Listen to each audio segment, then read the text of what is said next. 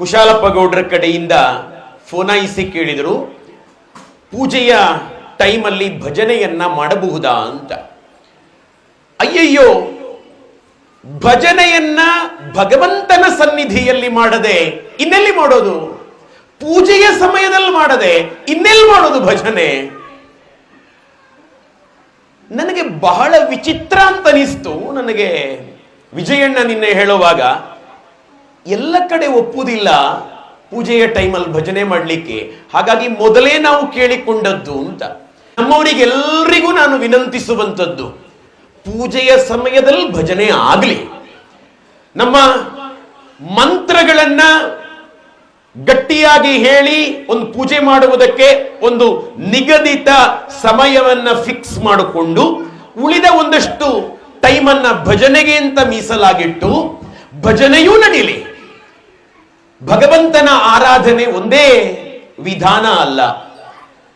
ಮಂತ್ರ ಹೇಳಿ ಮಾಡುವ ಪೂಜೆಗೆ ಭಜನೆ ಹಾಡಿ ಮಾಡುವ ಪೂಜೆಗೆ ವ್ಯತ್ಯಾಸ ಇಲ್ಲ, ಅದು ಒಂದೇ. ಅದು ಭಗವಂತ ಮಂತ್ರಗಳನ್ನ ಕೇಳಿದರೆ ಎಷ್ಟು ತೃಪ್ತಿ ಪಡ್ತಾನೋ, ಭಜನೆಗಳನ್ನ ಕೇಳಿದರೂ ಕೂಡ ಅಷ್ಟೇ ಸಂತೋಷ ಪಡ್ತಾನೆ. ಯಾಕೆ ಅಂತಂದ್ರೆ, ನನಗೆ ಒಮ್ಮೊಮ್ಮೆ ಅನಿಸುವುದು, ಭಜನೆ ಅರ್ಥ ಆಗಿರೋದ್ರಿಂದ ಇನ್ನೂ ಹೆಚ್ಚು ನಮಗೆ ಏಕಾಗ್ರತೆಗೆ ಸುಲಭ ಅಂತ.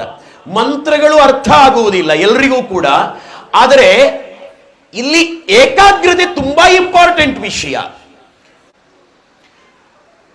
ತುಂಬಾ ಚೆನ್ನಾಗಿರುವ ಪಾರಾಯಣ ಮನಸ್ಸಿನಲ್ಲಿ ಏನಿತ್ತು, ತುಂಬಾ ಚಂದಕ್ಕೆ ಮಾಡಿರುವ ಭಜನೆ ಮನಸ್ಸಿನ ಒಳಗಡೆ ಏನಿತ್ತು, ತುಂಬಾ ಚಂದಕ್ಕೆ ನಡೆದ ಪೂಜೆ, ಹೇಳಿದ ಮಂತ್ರ ಮನಸ್ಸಿನ ಒಳಗಡೆ ಏನಿತ್ತು. ಮನಸ್ಸಿನ ಒಳಗಡೆ ದೇವರಿಲ್ಲದೆ ಕೇವಲ ಬಾಯಿಯಲ್ಲಿ ಭಜನೆ ಬಂದಿದೆ ಅಂತಂದ್ರೆ ಅದಕ್ಕೆ ಜೀವಂತಿಕೆ ಇಲ್ಲ. ನಾವು 2 ಗಂಟೆ ಭಜನೆ ಮಾಡಿದರೆ ರಾಮ ದೇವರ ನೆನಪಿಲ್ಲದೆ ನಾನು ರಾಮನ ಭಜನೆ ಹಾಡಲಿಲ್ಲ, ಕೃಷ್ಣ ದೇವರ ನೆನಪಿಲ್ಲದೆ ಕೃಷ್ಣನ ಭಜನೆ ಹಾಡಲಿಲ್ಲ, ದೇವಿಯ ನೆನಪಿಲ್ಲದೆ ನಾನು ದೇವಿಯ ಭಜನೆಯ ಒಂದು ಪದವನ್ನು ಕೂಡ ನಾನು ಹಾಡಲಿಲ್ಲ ಅನ್ನುವ ಧೈರ್ಯ ಇದ್ದರೆ ಅದು ಸಾರ್ಥಕ ಭಜನೆ.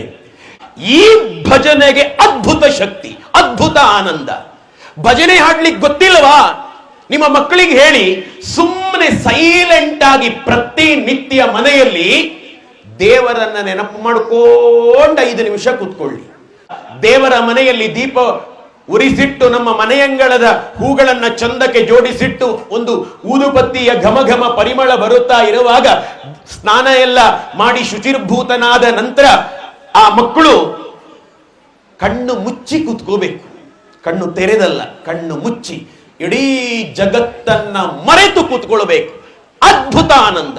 ಆ ಆನಂದ ಸಿಗುವುದಕ್ಕೆ ಶುರುವಾದರೆ ಉಂಟಲ್ಲ, ಸ್ನಾನ ಮಾಡದೇ ಇದ್ರೆ ಹೇಗಾಗ್ತದೆ ಹಾಗಾಗ್ಲಿಕ್ಕೆ ಶುರು ಆಗ್ತದೆ. ಒಂದು ದಿವಸ ಅದನ್ನ ಮಾಡಲಿಲ್ಲ ಅಂತಂದ್ರೆ, ಸ್ನಾನ ಮಾಡದೇ ಇದ್ರೆ ಏನಾಗ್ತದೆ, ಹಾಗೆ ಮನಸ್ಸಿಗೆ ಕಿರಿಕಿರಿ ಆಗ್ತದೆ. ಅದನ್ನ ಮಾಡಿದರೆ ಮಾತ್ರ ಖುಷಿಯಾಗುವುದು. ರುಚಿ ಹಿಡಿಬೇಕು. ಇವರಿಗೆಲ್ಲ ಹುಚ್ಚು ಹಿಡಿದಿದೆ ಅಂತ ಅನ್ಕೊಳ್ತೇನೆ ನಾನು. ಬಹಳ ಸಂತೋಷ. ಮರಕತ ಈ ಪ್ರದೇಶದ ಪ್ರತಿ ಮನೆಯಲ್ಲೂ ಕೂಡ ಈ ಫಂಕ್ಷನ್ ಆಗುವಾಗ ಭಜನೆ ಇದ್ದೇ ಇರುತ್ತದೆ ಅಂತ ಹೇಳಿದ್ರು. ಛೇ, ಎಂತ ಒಂದು ಅದ್ಭುತ ಸಮಾಜವನ್ನ ನಿರ್ಮಾಣ ಮಾಡ್ತಾ ಇದ್ದೀರಿ ಮಾರ್ರೆ, ಕಟ್ತಾ ಇದ್ದೀರಿ ನೀವು. ಹಿಂದೂ ಸಮಾಜೋತ್ಸವಕ್ಕೆ ಹೋಗಿ ವಾಪಸ್ ಬರ್ತಾ ಇರಬೇಕಿದ್ರೆ ಅಲ್ಲೆಲ್ಲೋ ಪುತ್ತೂರು ಭಾಗದಲ್ಲಿ ಆದಂತ ಅಪಘಾತದಲ್ಲಿ ಮರಕತದ ಹುಡುಗರು ಇಬ್ರು ಡೆತ್ ಆದ್ರಂತೆ.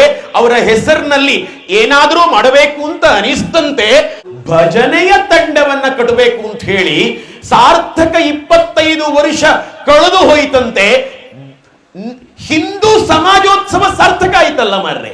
ಒಳಗಡೆ ಅಂತಃಸತ್ವ ವಿಕಾಸ ಆಗುವುದೇ ಭಜನೆಗಳನ್ನ ಹಾಡಿದಾಗ, ರಾಮಾಯಣದ ಕಥೆಗಳನ್ನ ಪ್ರತಿ ಮಗುವಿಗೆ ತಲುಪಿಸಿದಾಗ, ಛತ್ರಪತಿ ಶಿವಾಜಿಯ ಕಥೆಯನ್ನ ಪ್ರತಿ ಮಗುವಿಗೆ ತಲುಪಿಸಿದಾಗಲೇ ಸಮಾಜ ನಿರ್ಮಾಣ ಆಗುವುದು.